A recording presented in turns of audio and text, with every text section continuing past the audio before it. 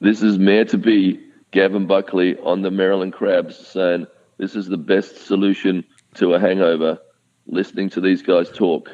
I feel better already. Live from a grungy kitchen table located in Annapolis, Maryland's scenic and historic capital, it's the Maryland Crabs Podcast. With each episode, your hosts, Tim Hamilton, John Fernay, and the occasional guest will dive in and pick apart the stuff that really matters most to you. We're too lazy to actually solve any of these problems, but we can definitely stir the pot. From schools, politics, parking in the fire lane, to those horrible people who drive BMWs. And here with this week's episode, live from the kitchen table, Tim Hamilton and John Fernay. Hey, we're back with the hangover edition of the Maryland Crabs. I'm tired. Yeah, well, I did the responsible thing last night after we were going over the election stuff. And I stayed home and I got a good number of sleep, and you went and got drunk. I didn't get drunk. I had some beers. You had some beers.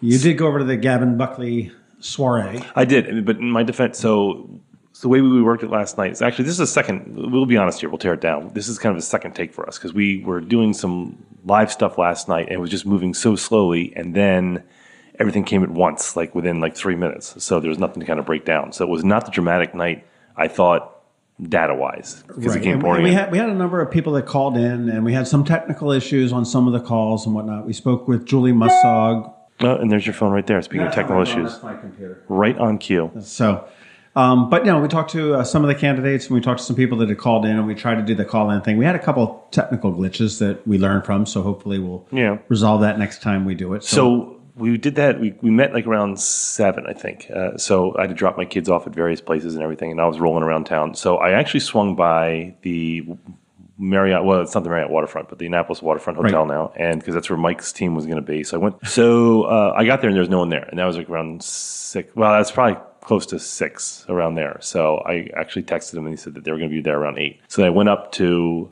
Metropolitan, and the only one who was there was Scott Travers, who was Gavin's campaign manager. And he said, yeah, well, we're going to have a shindig tonight, stop by. So you and I went back, we did the podcast, and it just wasn't flowing. So we decided that we're going to kind of take another shot at it. And then you were typing away like a madman for Annapolis. And I said, I will swing by for a beer. And then all of a sudden it was like midnight. And then you texted me first thing this morning. Said, hey, what time you want to get here? I'm like, noon? But noon? Yeah. No, we're here bright and early. So okay, well, bright and early. That would be 10:10 on my computer. That's bright and early, man. I had to get my kids off to school, empty nester. Surprising election on any number of fronts. Well, okay, so you thought it was me closer. Let's talk about your predictions. Okay. Let's run down your predictions. I feel that I choked. I feel that I was totally wrong on, not totally wrong, but wrong on a number of them. I think when we first saw the numbers, because we saw the turnout numbers, and it didn't tell us voting, but it told us percent Democrats and Republicans. Right. And when we saw those, I think that kind of led us to we knew that it was going to go a certain way, and then at that point it was going to depend on crossover votes, which we thought would be the most present in Ward 8, and it still is. We'll talk about that in a second. It still is. We're going to get to that, but I had picked Gavin Buckley very close with Mike Pantelidis in that race. Now, in my defense, and I'm not making excuses, when I did write that column before the primary, it was totally due without knowing that Preserve Annapolis Now PAC was going to come out with the mailers. And I do think that they had an impact on that. They had a big impact. Steve Shu was quoted in the Capitol as saying, oh, yeah, no, they didn't have an impact. It's just people are pissed off at Trump. No, Steve, you're wrong. You know what? And last night was a huge sweep across the country in all the elections. The Democrats made out huge It was big. It was now, and I think that the Democrats are really crowing about it, saying this is a referendum on Trump. I don't know if I buy that, but I mean, it was a big night for Democrats everywhere. I mean, nationally, it was in New Jersey, and so there was a big sweep in New Jersey, big sweep in Virginia. It was Frederick. There was a big sweep in Frederick, and every little town that had elections yesterday, it was a Democratic sweep. And there were some interesting races in Virginia. They elected the first transgender state representative. Yeah, in the country. Yeah. And in Bayonne, New Jersey, they elected the first Sikh. It's Sikh. Okay, well. And then I guess Billings, Montana has an African-American mayor. It's just, so again, the Democrats are just this morning just over the moon because they're saying that it is a referendum on Trump. And I agree with you. I don't think it necessarily is. I think that it's a part of it, but I think it's a little shallow to say, digging to say that it's Trump. But I mean, so back to Shu, who, by the way, was at Gavin's party last night. and why wouldn't he? Because I think he handed them a pretty big gift because, I mean, you and I were talking about this ad nauseum yesterday in the podcast that will not air about those mailers. And the mailers were, you can argue about it. I heard people talking about it last night at the event in various tones, but I think they had a huge impact on this race. Well, they really did. And I think the way Gavin ran his race, and he ran it very clean, hey, we're all about the people, about bringing people together and doing things. And he didn't really waver from that. So it really showed the pack and the negativity of it. I mean, that if Gavin was slinging mud, I think that those mailers probably would not have made as much of an impact. Right. And, that was their, they go high, they go low, we go high, whatever it was. And that I think that's nice in practice. But I mean, I think that was a foil that did make those flyers like all the worse. And what I heard last night people saying is that, okay, yeah, so Mike, let's say that he was not responsible for them and he had no part in them, as he said he was not, and he was going to ask for them to stop. Was it one of those tacit things that we talked about with the Weichel effect where, it's condemned but with a wink, and I don't know, but I mean, yeah, I think you had to see the damage done after the first couple that went out, and yet they continued to go out, and I received one on Monday. So, Mike had said the prior week that he was going to talk to the county executive and make sure it stopped and everything else, and it didn't. And I get that, once the train has left the station, there's not much you can do.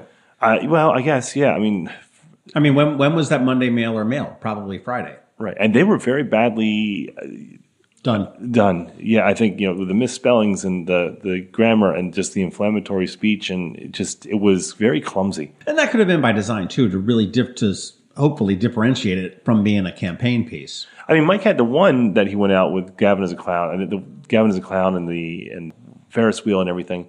But I think those were, I don't think they were wildly over the line or wildly offensive. I mean, Gavin didn't take it as such. Maybe they were a little bit clumsy. But, I mean, the ones that went out that under Shu and the Preserve Annapolis, I mean, that was really clumsy, really ham-handed. It was the political damage it did was kind of spectacular. Would Mike have won anyway? Probably not. I mean, I think what you saw yesterday is where the vote should be. I mean, if you break down the 2-1 Democrat to Republican in town, that's pretty much what was reflected in the vote for the most part. Right. Well, touching back on, whether it was a referendum on Trump as well. And again, I think it would have been a lot closer because Mike, he wasn't an unpopular mayor. No. The Democrats weren't clamoring for 4 years going, oh my God, what a screw up this guy is. How the hell did this happen? They weren't doing that. He was a decent mayor. And I've always said that. He was not controversial. He didn't take any really firm stands. He didn't screw up anything. He was risk averse. Yeah, absolutely. And which is probably exactly where he needed to be as being a Republican in a Democrat town. But I think that, and I think that would have been closer. However, I think the mailers did it. But the Democrats came to a very close total sweep of the city council. Yeah. So you called Regal. So, well, Ward 1, which I thought I agreed with you. With what? With Regal, and 2.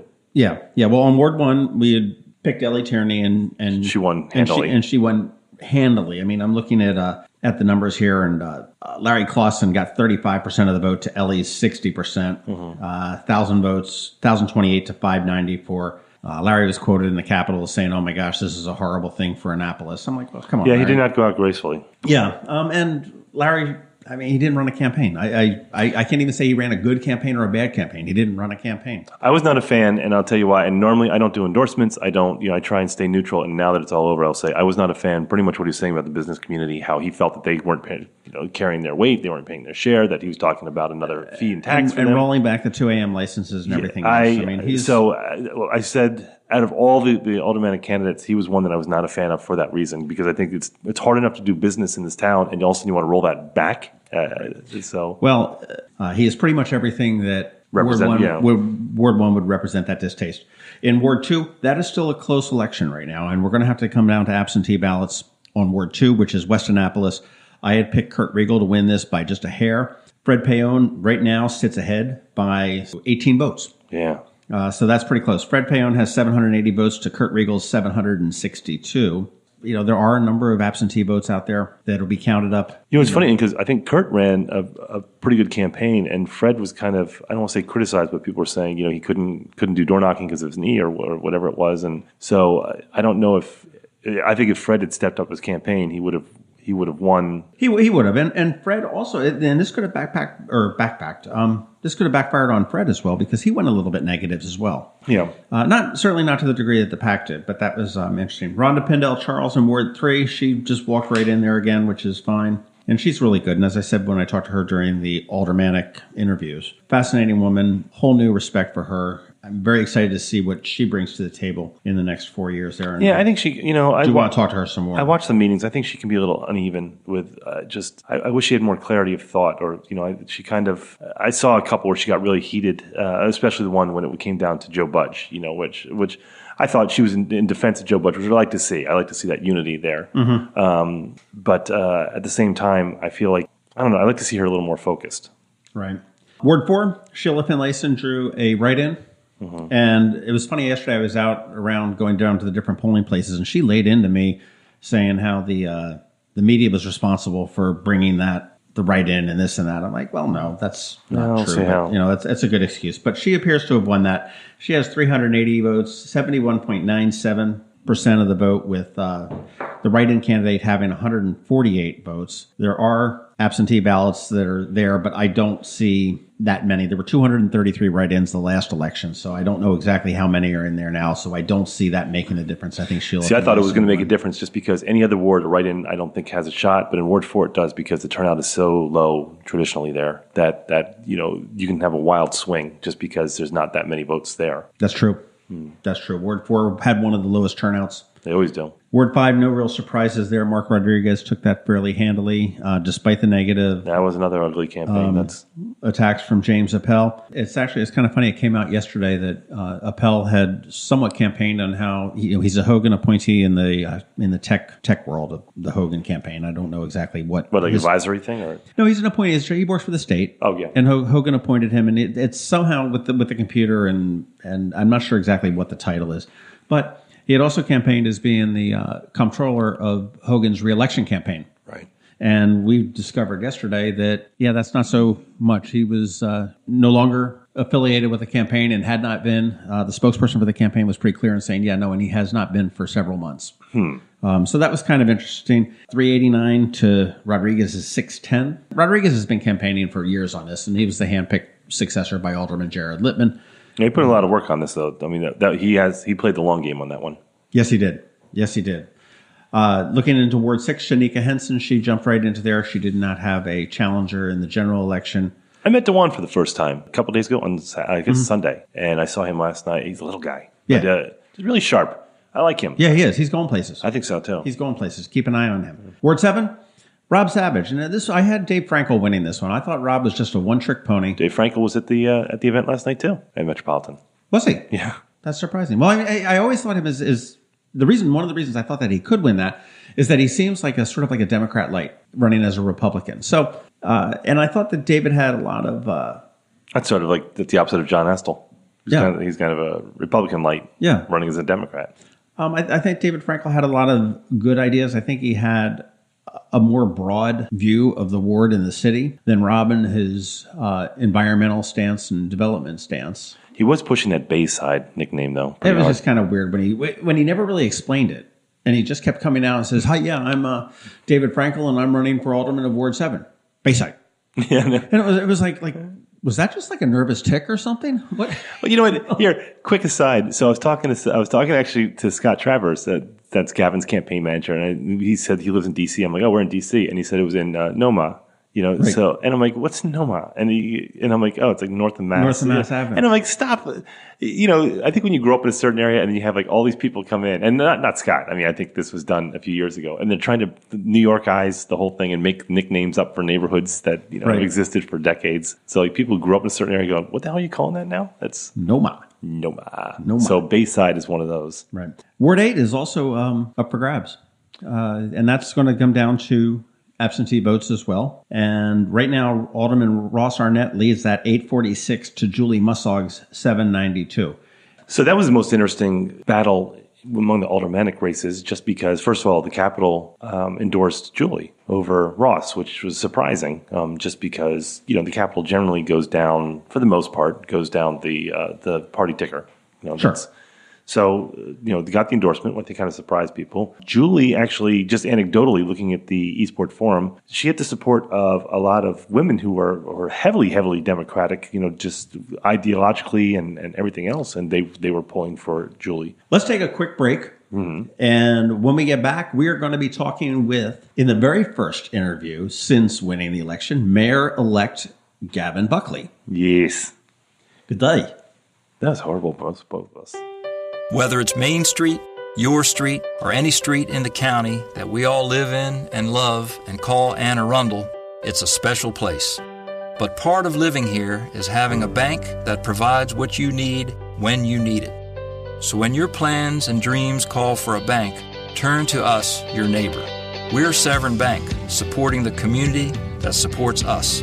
I'm Alan Hyatt, chairman of Severn Bank. And it's our honor to be the bank that serves the people of Anne Arundel County. One thing that we never forget is that as a member of this community, it's our responsibility to be committed to helping you and our county thrive. Like you, we live here, we work here, and we play here. Severn Bank, we're here with you. Online at severnbank.com. Member FDIC, Equal Housing Lender. Severn Bank is a trade name used by Severn Savings Bank.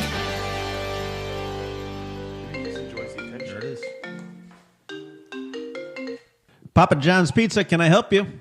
Hey John, how you doing? Welcome to the hangover part of our call. How are you this morning? I'm hurting a little bit. Wait, are we getting pizza or what? I could use a pizza. Oh man! Hey, first off, we've got Gavin Buckley, Mayor-Elect of Annapolis. Gavin Buckley. Many congratulations on what was a spectacular win yesterday. I mean, I think it's only fitting that I'm on your show, seeing as you nearly lost me the election. We did not. Bullshit. We made that election. Think how boring it would have been. You're responsible for your own words, sir. Hey, I got to tell you that. So John, he calls me, he texts me one morning, and he goes, because I don't get the mailers because I live in the county. And he goes, did you see the mail today? And I said, no, I don't get the things. And he goes, yeah, we're kind of the topic of one of these attack ads. And I'm like, oh, he's going to be pissed at us. What are you going to do? Hey, at least we got people talking about Gavin Buckley, didn't we?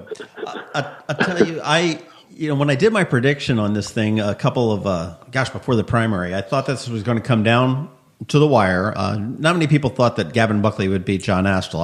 I had you in on that one. I'll take that win, but I thought it was going to be really close between you and Mayor Panelides, and I did not.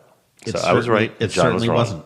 I mean, can you explain the difference in the numbers? I mean, you garnered 60% of 61, almost 62% of the vote. I think that I've been building these relationships for years and years, and that's why we love this town. I think because we all kind of know each other, and it is, like I say, you can walk up Main Street and within a week someone toots their horn and knows you, and that's what we have, this great village. And I believe that our campaign was about that kind of village that we've been building for years and years.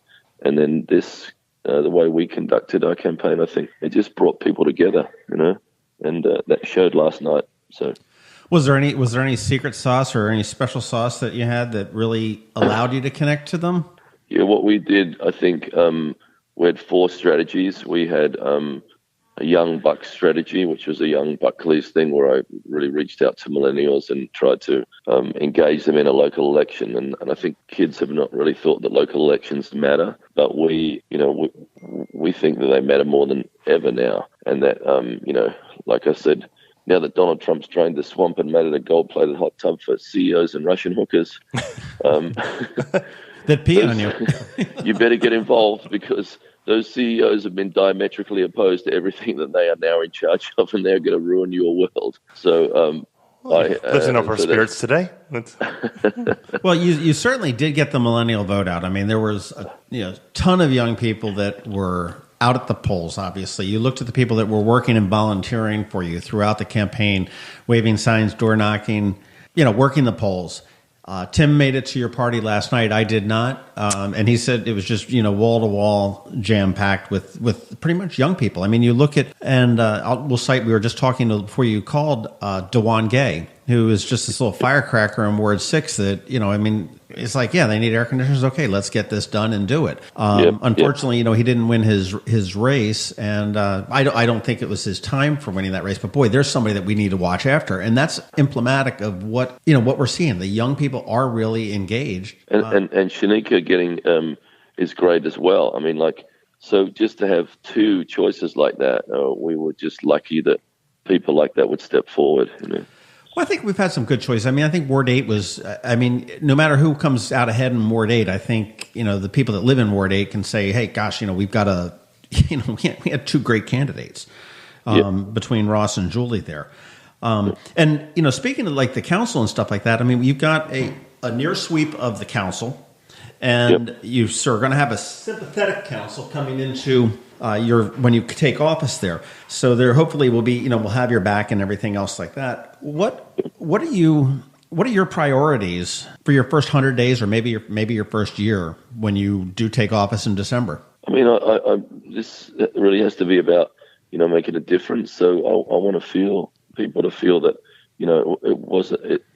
we made things happen, and I feel like we've been spinning our wheels for a while. And, so I believe that, I'm going to have to be able to quarterback the council, get the enthusiasm up, get the excitement up, and really make things happen, and make decisions, and not just sort of, I feel like we flounder so much on things, and we sit around and we kick the can down the road because people are afraid to make a decision, and I don't want that to happen.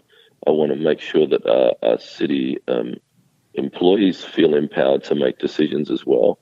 Because if we trust them enough to hire them, we should trust them enough to make a decision. And they're trained to make decisions, but I think that everyone's been afraid to make decisions because of the political ramifications. We have to take that out of the equation. Well, I think one of the things that's kind of interesting is if you look back at the previous mayors, so for the last ones that the last few mayors, starting with Moyer really wasn't looking at this is a stepping stone because she wasn't looking to move to another elected office, whereas Josh probably was and Mike certainly was. Because they were both young and they had a political career ahead of them. This looks like probably one off unless you're looking at state legislature or governor in the future. But you would argue for better, for worse, Ellen made a lot of bold moves. Again, for better or for worse, whereas I think Josh and Mike were a little more cautious, not just because they came into a financial situation that was untenable, but also because they had to think about their political careers down the road, and presumably you're not saddled with that, so you can make those bold moves. So are you thinking about any moves that and you don't have to say now, but any moves that might be kind of shake things up? Yeah, I think Ellen, for good or for bad, she got a lot of stuff done, and I don't think she gets enough credit for her productivity.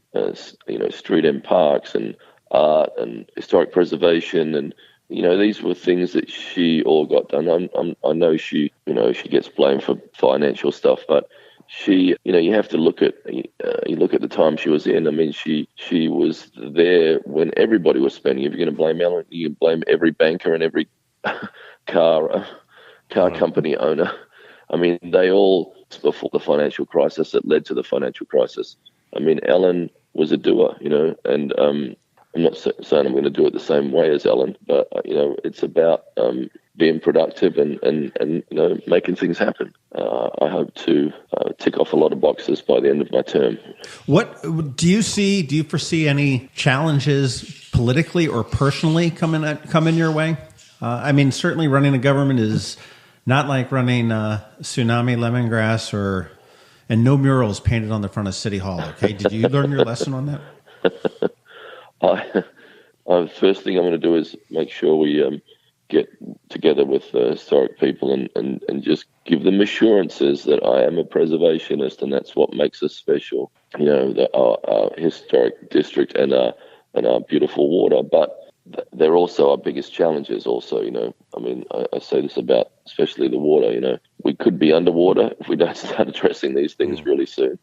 I think aggressively thinking how we can protect the arts district the historic district on multiple levels will be a huge priority for me. Any big changes that you're eyeing up as far as, and I'm not talking about, I guess I would be. I mean, are you looking to shake up some of the director type level staff, or what just general changes? I know Mike Panelides used to have his monthly come in and chat with the mayor sessions, accessibility. Do you see any changes to the culture of City Hall when you come into office?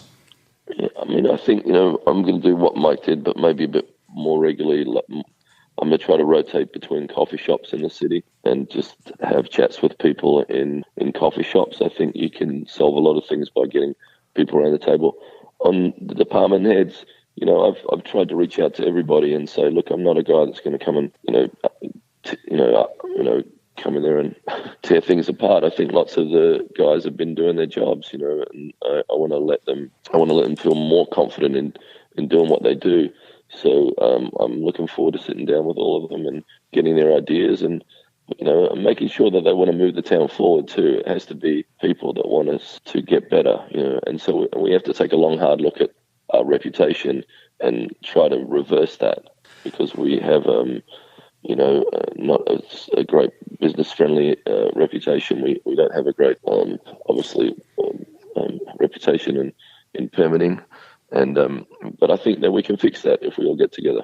This campaign got ugly. It did toward the end. I mean, down to the point where they dredged up that horrible time in 1990 when you screwed up balancing your checkbook and bounced a check. In Florida, I think you can get one of those things for $100 check. I don't really even remember that, but the fact that they would dig that up is a bit sad.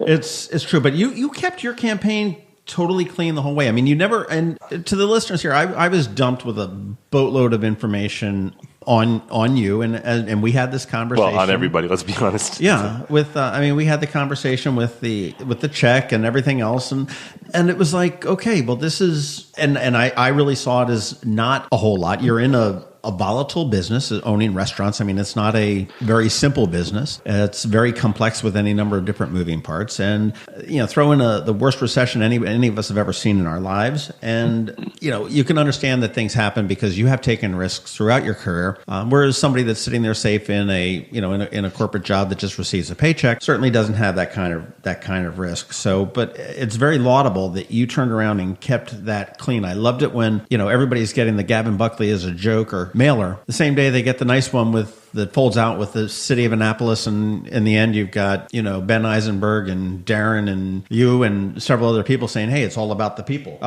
Coming out of a divisive national election last year, I do believe that many of the voters, and hopefully you agree too, but saw that and really appreciated the clean campaign that you and actually most of your compatriots in the council. On the Democratic side of the council ran. I mean, I thought that was very refreshing.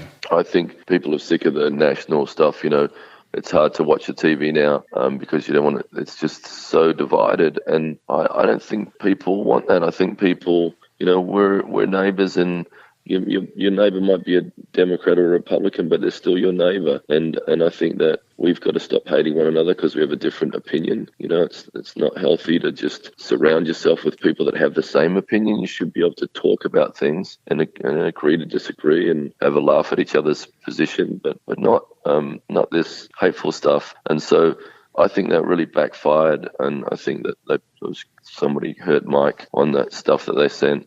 And I'm sure the people that are sending all that information are not perfect themselves. True. True. Have you put County Executive Shue and Delegate Kipke on your Christmas card list? No, I saw Steve Shue. Steve Shue came to the rooftop last night. Yeah, he's out there last night. I bought him a beer, and I've said I'm looking forward to having a bromance with you. And I don't ever take that stuff, personally. I like the Peter Franchot model. You've got to reach across the aisle. We're all in it together. We want to get stuff done. I don't care if it's the Democrat or Republican who gets it done, as long as we get it done. All right. And I'll tell you, as we start to wrap up here, in our debate, Dr. Nataf had asked you to evaluate the promises of Mike Panelides and how well you felt he did on honoring them. And throughout the campaign, you've made some as well. And I guess it's our turn, really, to ask you, how are you looking to honor them? But honestly, Gavin, listen to this, in particularly this for an promise. ice ring and a holiday market and things that get people down to the dock. But my big announcement, which is not so big anymore, is imagine a Ferris wheel downtown. Yeah, I was just busting. And, I said Ferris wheel. And the name for the Ferris wheel is called Eye on Annapolis. Oh, you're so... There you go. Are you going to honor it? Oh, I couldn't hear it. I'm sorry. Oh, it was the Ferris wheel. You're going to call it Eye on Annapolis. I would encourage him, Gavin. I'll tell you. Like I said, you got me in trouble. You nearly lost me the election. That was not us. No, well, it's so funny because, I mean, I thought that was a great joke, and you even nearly busted the joke when you said beforehand. That's what we said. And I said, you've taken the steam out of my joke. Well, I think Jimmy Davies needs to print up those T-shirts he had on last night and sell them. Build the wheel. And for all the people that have been scared by that, I didn't. They started it, and I just joined in. I didn't start it. That is great. Well, I'll tell you what, we're going to let you get back to bed. Hopefully you're still in bed sleeping off this the victory from yesterday. Mayor-Elect Gavin Buckley, who will take office the first week in December. So you've got about 4 weeks to put together a transition team and get an idea of who's going to help you run the city of Annapolis for the next 4 years. From the Maryland Crabs, many congratulations and best of luck. Great. Always love being on your show. Thank you, guys. Hey, Gavin, thank you very much. Congratulations. A win well-deserved. Good luck in putting together your team, and we will definitely be talking to you as you go forth in the next 4 years. All right, I'm excited to back when you're not mad at us. Promises and deliver. So, awesome. All right. Thanks, guys. Thank you, Mr. Mayor. Cheers. Bye. Thank you. Bye. See ya. Bye. Of all the ways our customers can describe us, nothing means more than being their favorite. Zachary's is the gold standard in customer service. This is the absolute best jewelry buying experience of my life. The annual holiday party for their customers is beyond a memorable experience. They have the most exquisite jewelry, and the store atmosphere, it's the best around. They listen, and there's never any pressure to buy. We've purchased fine jewelry from different big names in the Baltimore area, but we were treated like family at Zachary's. You'll not find a nicer group of people. They have my business for life. Best in Annapolis is simply not enough. Zachary's has been a part of many of my life's best memories. After it's all said and done, there's one jewelry store that's my absolute favorite. Zachary's. Online at zacharysjewelers.com. More than a jewelry store, a jeweler.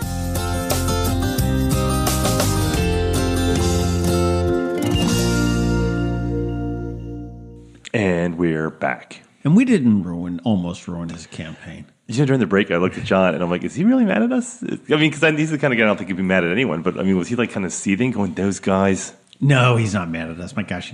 I'm sure he called us from his bed. Well, I mean, was he mad at us a few weeks ago when that flyer dropped and everything? Because we didn't do anything, really. I mean, you know, we do some stuff sometimes, but... No, I mean, hey. You know, he said it. He's going to learn to have to grow some thick skin if he's... Well, he is. And in all fairness, like Jimmy Davies was wearing that, like we were saying, that Ferris wheel. Yeah. So, I mean, we did him a favor, frankly. You know what, Gavin? You're welcome.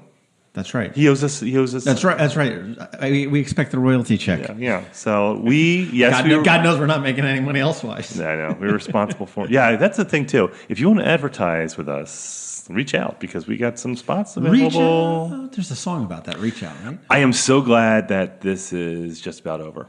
Or that it's over. I mean, I am sick of this, and I know we get the emails and we get the texts from people who's saying, can you please move on? People who don't live in Annapolis, and I am so glad it's over. I'm so glad that you can go onto the Eastport Forum now and not watch people just sniping at each other, unless that's the new normal. I think it'll be interesting to see how many people go away from that Eastport Forum. I think a number of people will leave off of that Eastport Neighborhood Forum. I think a lot of people will just, now that the election is over and done with, they're going to be turning around, moving on to bigger and better things. You know, one of the most prolific posters on there in recent times was Nevin Young, who we've spoken to a couple times. He was at, certainly the one debate when he ran for mayor. And, I mean, he was there. He jumped on, as soon as he lost his mayoral race in the Republican primary, he jumped on, the team D30.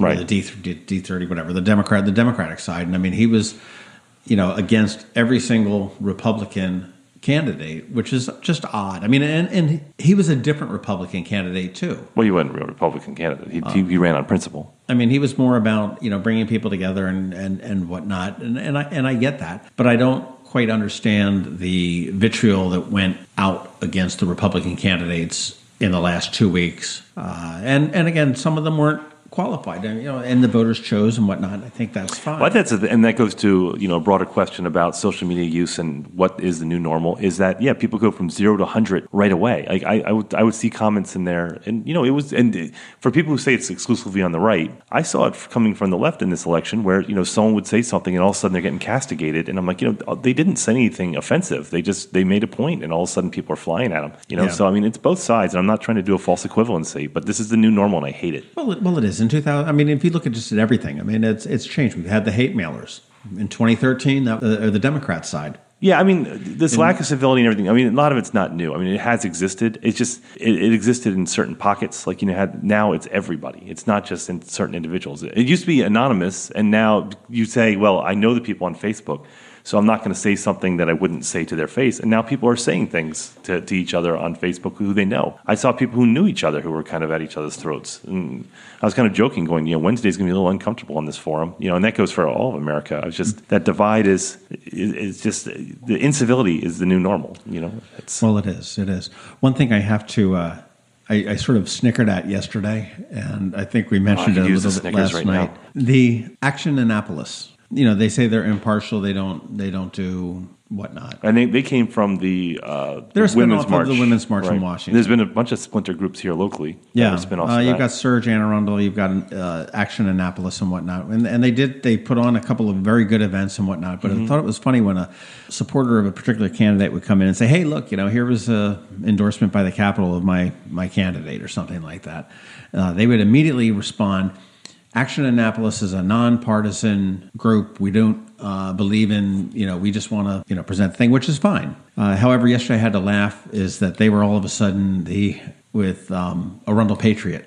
Right. They were, which is not a bipartisan group. They're not, or a nonpartisan group. Arundel Patriot is decidedly very left. I mean, they're targeting pretty much every Republican, whether it be Steve Shue or Mike Perutka or, and I'm not saying they're wrong in what they're doing, but it's they're decidedly on one side. And then I thought it was funny that Action Annapolis came out as their big election day people running around with the mics, and we're here for the Arundel Patriot. Well, I think it gets to be an incestuous relationship, even in a town this size. I mean, like we like to say that you always say you're unbiased. Like I am not affiliated when it comes to political party, but I lean left, sure, but not too far left. Sure. But I mean, but then I can see some points on Republican side as well. But water finds its own level, and I think look at Red Maryland. Red Maryland certainly they have a right bias, and they are not shy about that. And that there's something very honest about that. I think that Action Annapolis is one of those groups that say, well, we're not biased. You go, well, you're not really. I mean, which is fine, but I mean, don't kid yourself. True.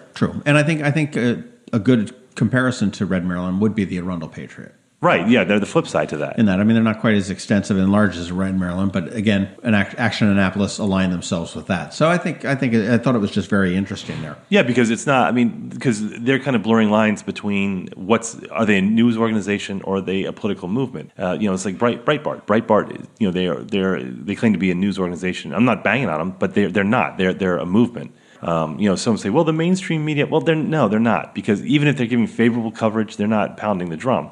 Fox News is simply the media arm of the Republican Party, and they say that they're not. They're unbiased. And I'm saying at least be honest about it. The Daily Show certainly is that. That's not news. That's parody, but they are certainly left wing. I mean, to the far left. And people would say that maybe 2 years ago when it was Jon Stewart, and they'd say, well, you have Fox News on the right, and you have MSNBC on the left. Well, that wasn't true. You had Fox News on the right, and you had the Daily Show on the left. That was there. Right. And I think you see that on a local level here too. You can't put your biases aside. You say you can, and I think we're the same way. You try as best you can. I mean, I try. When we had Mayor Panelides and Gavin Buckley both advertised with me on Annapolis, and I told them all from the beginning. I said I got in so much trouble if I listed Ehrlich in front of O'Malley. I had a bias toward Ehrlich because he was listed first, despite the fact that it was alphabetical, right.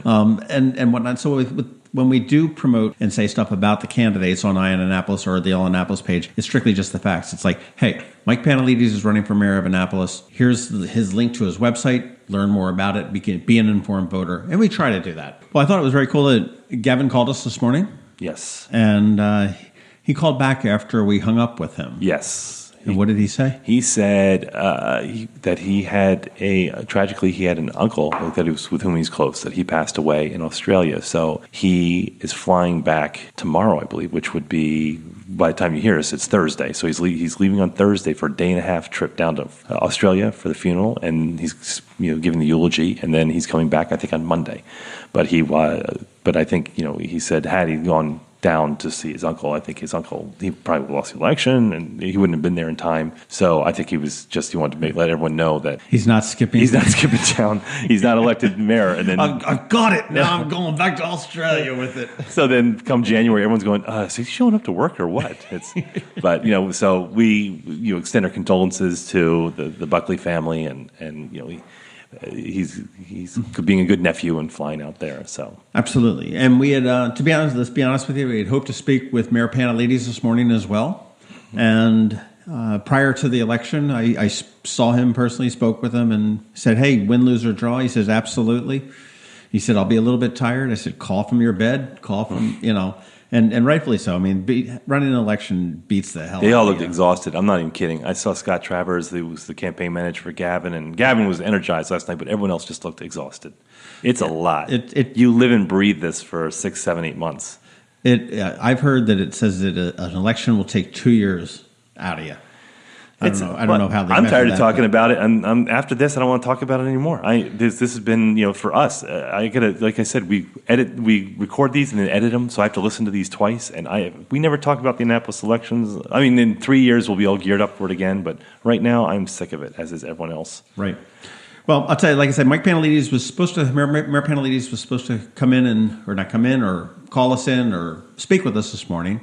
Win, lose, or draw, and we haven't been able to get in touch with him. Well, maybe. I mean, he's probably flying around and kind of wrapping everything up. So I'll give him the benefit of the doubt. He's got a little bit of but you want to know what the questions I came up with were? Yeah, go ahead. You want to answer them for the mayor? All right, let's see here. Go ahead. What would you have done differently in this campaign now that you've got it behind you? Good question, John. I would call Steve Shue and tell him not to send out the flyers and to stay out of my business. What do you think were the strong points of your campaign? I think it Was that a good question? My suits. He dresses very well. Well, actually, he's got to lose the Dockers and just wear. I think he's got to switch to a suit, like a proper suit. Okay. But he debated very well. Let's give him credit. He debates very well. He's the best debater out of all of them, hands down. No one came close. He had clear points. He had. He stuck to the question. He answered the question. He was a quick thinker. But, I mean, he was the best and most prepared on all the debates. Oh, I agree. That's when I knew, when I went to the League of Women Voters and John Astle in that debate when Mike was poking at him, I knew that John was not going to win. Not going to be the candidate. Was that debate. Because he didn't get credit for it because it was not a pro-Mike crowd. Mike won that debate. It's true.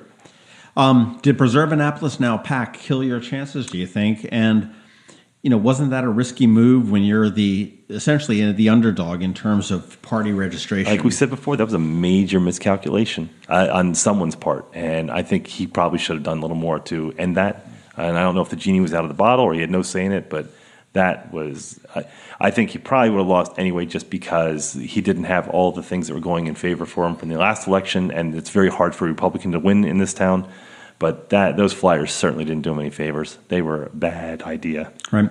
Okay, Mr. Mayor, what as you look back on your 4 years, what do you take from 160 Duke of Gloucester Street as your finest memory of your past 4 years?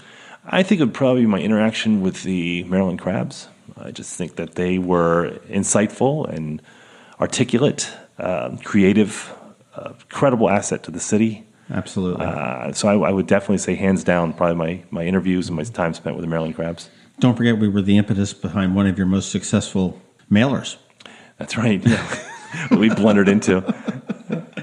Hey, with the national Trump backlash, you brought in Jerry Wozwiak, who was Trump's Pennsylvania guy, to run your campaign.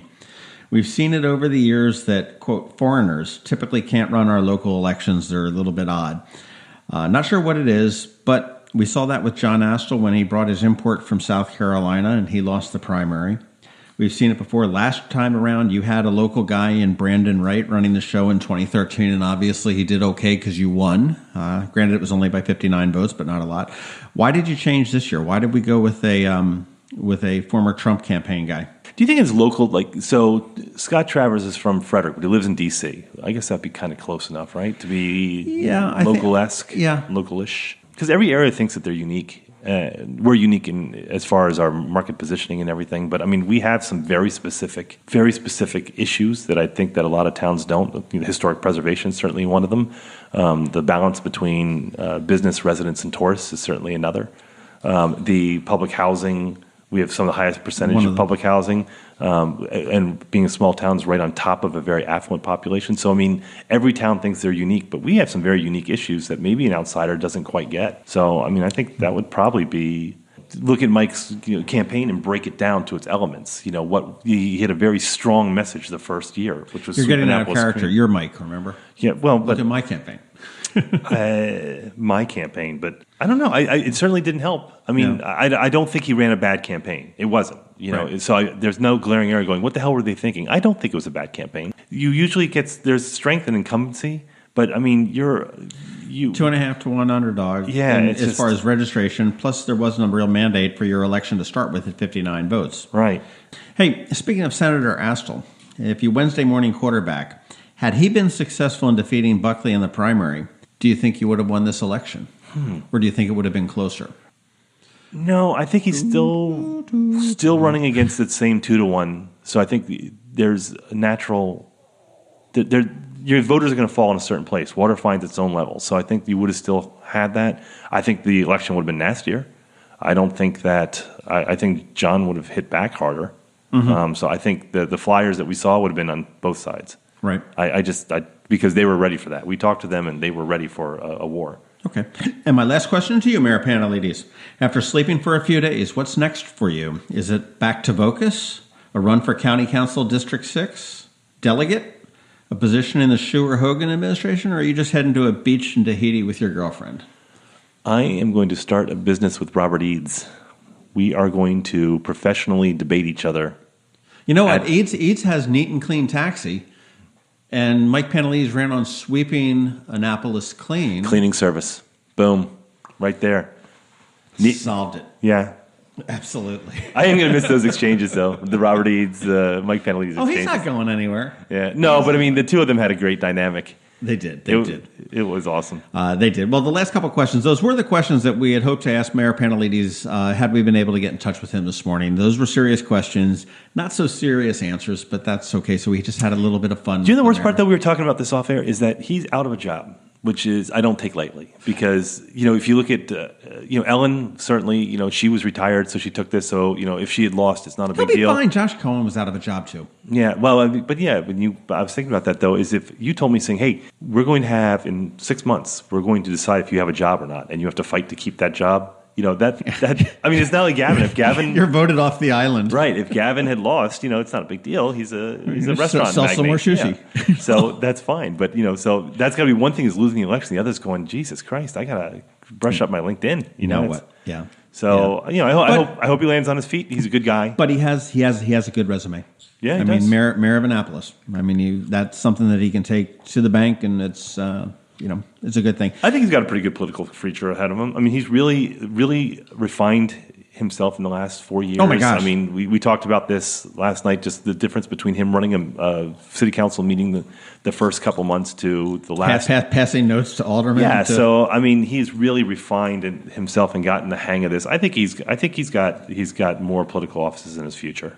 I do, too. I do as well. And actually, I do want to throw out, in all seriousness, to the mayor, because we know he listens.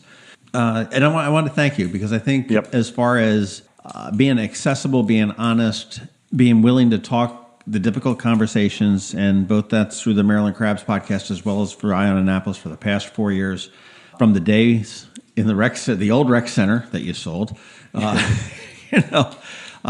the votes and everything else, you've been a good mayor for Annapolis. Yeah, and I think everyone should appreciate that. And certainly, I appreciate your service and what you've done for it, and I do thank you for that, and wish you the best of luck. Yeah, and he'll land on his feet pretty well. Well, that should wrap up our hangover edition of the Maryland Crabs podcast, I would think. And all of our election coverage. Let us not talk about this anymore. I'm tired of elections. For Annapolis, yes. Get a hold of us, and how can they do that, Tim? Well, they can find us on Facebook. We've got a page, and we've got a group. You can find us on Twitter, at MD Crabs Podcast, at Annapolis, at Tim Hamilton 47. You can friend us on Facebook. We're friendly sort of guys. You can subscribe to us on Apple Podcasts or Google Play. And let's see, we're maybe on Spotify. We were talking about that last night. John's been working on that, so we may or may not be there. Subscribe, of course, because if you just listen to us on YouTube, which you can also find us, that's great. Or you can listen to us on Facebook, but you want to make sure you don't miss anything. So when you subscribe on Apple Play and Google Plus or Google Play, we get delivered right to your device, so you don't miss a single thing. Because we have our episodes that come out every Thursday at noon, but we also have our crab cakes that come out occasionally. We're going to try and ramp those up too. So for more content, I've got a crab cake in the works. I'm going to talk with Mission Escape Rooms in Annapolis. Cherry, yes. Mr. Purple Cherry. Yeah. Not Purple Cherry. Just That's Mr. Cherry. Just Mr. Cherry to you. But we're going to be talking to them. And also, check out the Eye on Annapolis Daily News Brief, which is a daily podcast that I produce every morning, Monday through Friday. Had a little bit of a tense moment a few moments ago when it wouldn't upload, but it's up there now. And I'm sitting here working on my computer at the same time we were waiting for the call, and John gets a little testy when he gets under pressure. Gets a little bit cranky. But yeah, subscribe to those. Subscribe to the Annapolis podcast too. Scott McMullen is a lot of fun. He's running for county council next year. Yeah, and more power to you with Josh Cohen. That's the Energy podcast, and we have the Annapolis Pint. Naptown Pint. Naptown Pint, which is Liz Murphy, it's Naptown Pint Cast. That's right. She's playing on her little brand there. Right. Is good. And Elvia Thompson with Green Drinks. Oh, yeah. It's Annapolis Green. Good. We'll be doing one. She hasn't gotten it up yet, but we have spoken with her. So there's going to be lots of new cool podcasts that are out there. Yeah, and if you're looking to start a podcast and you want to see how we do it, and we're not telling you how to do it, we're just going to show you how we do it. We'll help you out because we want to see more podcasts around town. Give us a shoot. Email us. Give us a shoot. Tweet us. Give us a shoot. Shout. Yes. That's Canadian for shout. Shoot. A boot. It's a boot. We have to get in a new language thing. We've got a new mayor. Yeah, you got to work on your accent. It's horrible. Alrighty, that's it. We will see you next week, and we don't know what the hell we're talking about, but it won't be not elections. This has been the Maryland Crabs podcast with Tim Hamilton and John Fernay. Sure to follow them in all the regular places: Facebook, Twitter, YouTube, and online at themarylandcrabs.com. Take a moment to rate us on iTunes. Now, get the hell out of my kitchen. Seriously, go! You're still here? It's over. Go home.